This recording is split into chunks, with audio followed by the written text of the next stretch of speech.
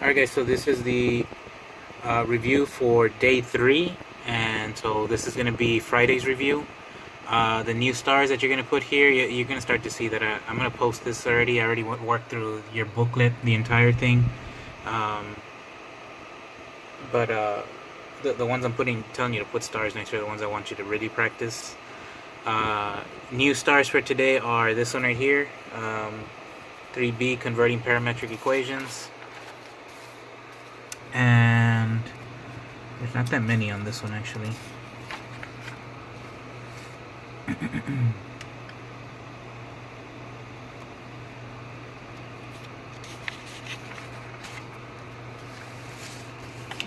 This one's right here. Pretty much all this page, go through it. So all of this page. So chapter 9, chapter 10 stuff. And let's go ahead and get started here. So again, this is, let me turn this on. This is the day 3 review, and so we're going to start with this one. So there's a couple things here. We already know that sine is opposite over adjacent, but we also said it was 1 over cosecant.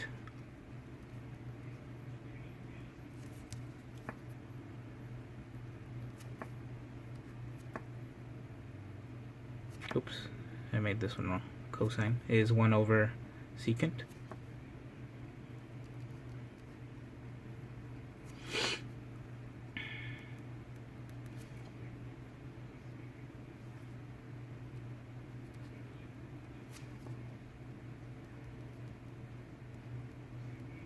Okay, so these are other properties. These are not going to be given to you, and so this is one where you need to remember them. So when we went over this the first time, guys, this is the one right here, this one, and then these two are the ones that I told you to really concentrate on.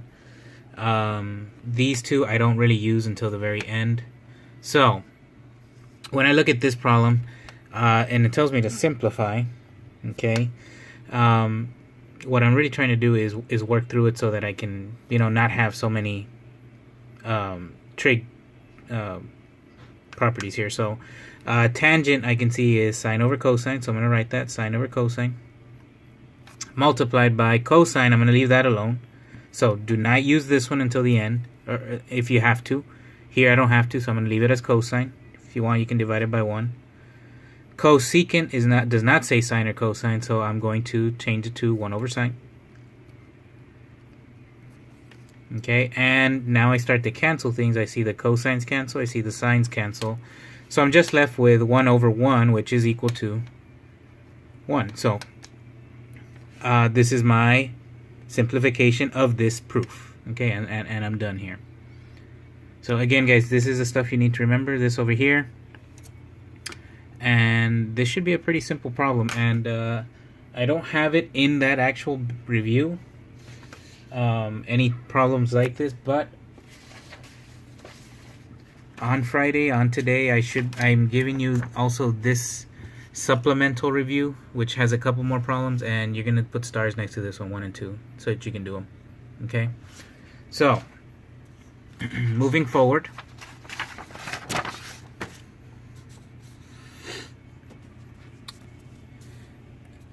I'm going to work through this problem right here. So vector has a magnitude of 3 and direction 3i plus 4j. So what is the component form of vector v? So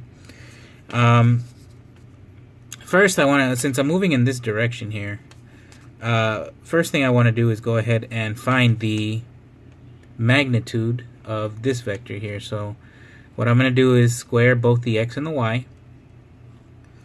So it's 3 squared plus 4 squared, which is equal to 9 plus 16, which is square root of 25, which is equal to 5. Okay, and so, they're telling me my magnitude is 3. So I'm going to go ahead and write this as 3 over 5. So 3 over the magnitude of this one that I found, and multiply it by this components. So 3 and 4. So here I just multiply. Pretty much you think of it as distributing. So 3 times 3 is 9. So So the first component is 9 over 5, and 3 times 4 is 12, so 12 over 5. So here, answer choice here is A. Okay, so this is an important one. There's notes on parametric equations in your in your formula sheet. But really what I want you to see, when I see parametrics, you have an X and a Y. Okay, parametrics, you plug the X equation into the Y equation. Oops, can't spell today. So I'm going to take this X equation, so I'm writing it right here. Okay. And I'm going to solve for it. So here, the way I would get rid of this 2 is by multiplying by 2. So it cancels here. What you do to one side, you do to the other. Is equal to t squared. I want t by itself. So t is equal to the square root of 2x. And that's what's common about these. I see the t here, and I see the t here. So I'm solving for t in this equation to plug it in here. So now the y equation looks like this. Y is equal to 1/8. And instead of t, I'm going to write the square root of 2x cubed. Okay, so I'm going to see, guys, I don't have any of that over here. Okay, so this is the same as saying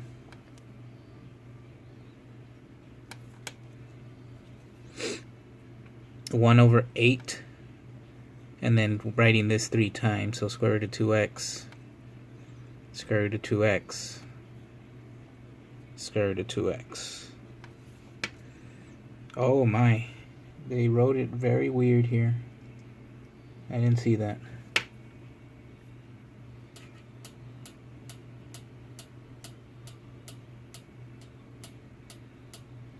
Okay, well, this is still correct, but they are asking for me to actually plug the x equation, so they're all in terms of x. So I should have done this the other way around. So usually I plug the x equation into the y. Here they're asking me to actually plug the y equation into the x. So that's my mistake. I didn't look at the answer choices before. So let me go ahead and just scratch this out. Oops. So I'm doing the same thing essentially, except now I'm starting with the 8. So 8t cubed. So again, now I'm multiplying by 8. And I'm going to take the cubed root of 8.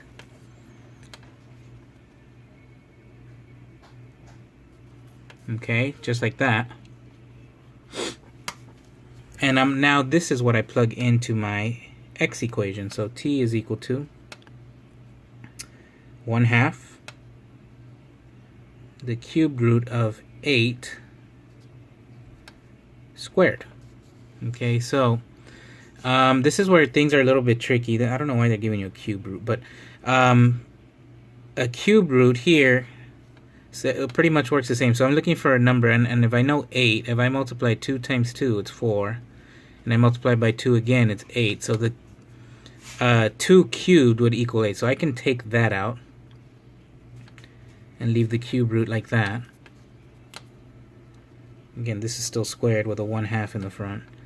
And I'm going to square the 2, so this becomes 1/2, and then 2 squared is 4. And really what happens here is the cube root stays, but the square would go inside here. So what I have here is now this will cancel, so this becomes a 2. So 2 cubed root of y squared. Oops, sorry. Now, if I look at my answer choice, I don't have anything that looks like that, but I can get rid of this one because I don't have a 2 in front. Now, the way I would write this is you leave the 2 there, and then the cubed is what I have out here, so you would just put it divided by 3. So really the answer here is x equals 2y to the 2/3 power. So 2y to the 2/3 power is answer B. Okay, sorry about that, guys. I didn't look at my answer choices. Usually I plug the y equation into the x equation into the y, not the other way around. Okay, but we did the same thing. Okay, so next problem, guys. So eccentricity, I want to go ahead and look at the formula sheet here, because this is not an equation you need to remember. So eccentricity is C divided by A. And a couple things to remember here. This is the distance from the focus to the center. That's what A is, okay? And C is the distance from the, C is from the focus to the center. And A is the major axis to the center. Okay, and so I get the equation here. Just a couple things to remember. An ellipse has the same sign on the square term. Okay, you can see here there's two square terms. Okay, for an ellipse and also a hyperbola. So and a hyperbola has the different signs. I can see that right here. So this is a negative sign, this one's a positive sign. Positive, so that's the difference between ellipse and hyperbola. So that's important, because if I look here, the equation for C changes depending on the shape, either the ellipse or the hyperbola. So we do need those. Okay, so I don't know why they wrote it this way, but they did. So if I look at these equations over here, I see that they all equal 1. Okay, so I'm going to do that for this one. So in order for me to do that, I need to divide by 144 on all of them. And this one reduces. So 36 over 144, this will reduce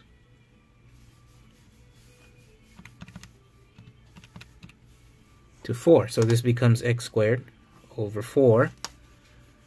And 144 divided by 9 equals 16. And now, after I divide by 144, and these start to reduce, it looks like this. So it's equal to 1. So first off here, I do have 2 plus signs, right? Because even though I don't see it up here, it is a plus. So that makes this an ellipse. Okay?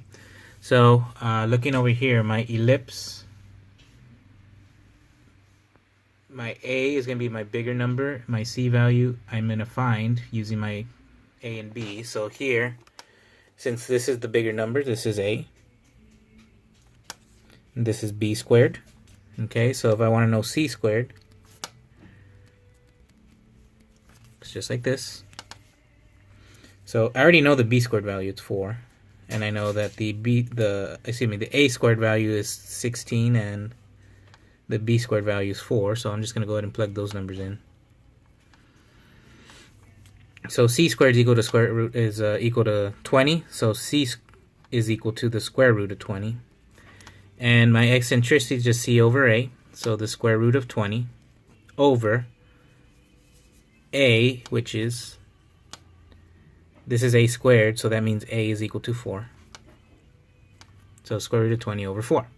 Okay, now if I look over here, guys, I don't see an answer that looks like that. Okay, so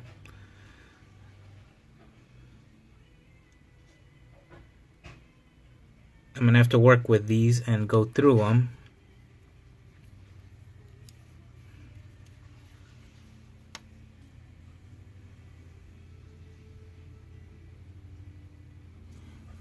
Okay, so when I finish with this, let me see. Did I do something wrong? I think I did something wrong here.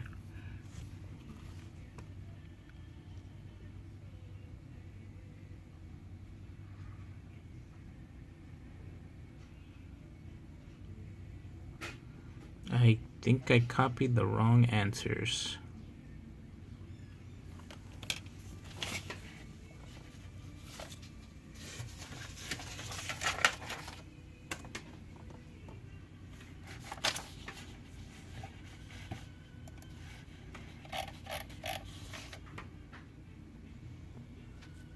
I didn't do this wrong. Let me see.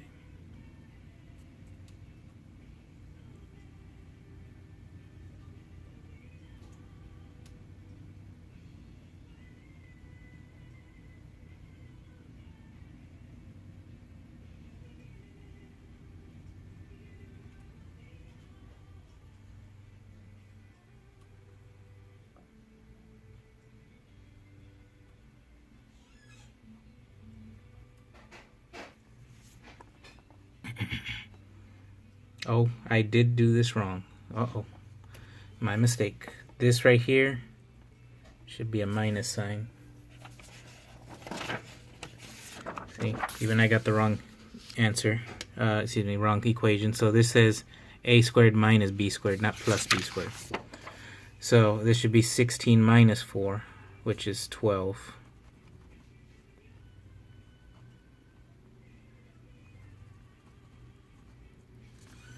So this should be square root of 12 over 4, which again, I still don't see that answer over here, but I can reduce it. So I know that the square root of 12 is saying this is 4 times 3. And since 4 is a perfect square, I can take it out. So it's 2 square root of 3 over 4. And these will reduce. So it's equal to the square root of 3 over 2. Okay, so even I make mistakes, guys. So sorry about that. Answer here is D. Okay. And last problem I want to go over here. So this is a simple one. And they don't give you this equation. So first off, I need to know what the sequence is. And I can see that this is plus 2 for each one. Okay, and so when I'm adding 2, like I am here, that makes this a arithmetic sequence. And if I want to know the recursive formula, then this is it right here. And if I want to plug in just, if I want to know what the recursive formula is, all I need to know is what D is, which is the pattern. So a n minus 1 plus 2, and this is my recursive formula. Okay, so sorry for the mistakes there, guys. So if you're in class, I mean, you wouldn't have seen them because I would have fixed them. But on the video, sorry about that. Just go through it a little bit slower, and I will see you all later.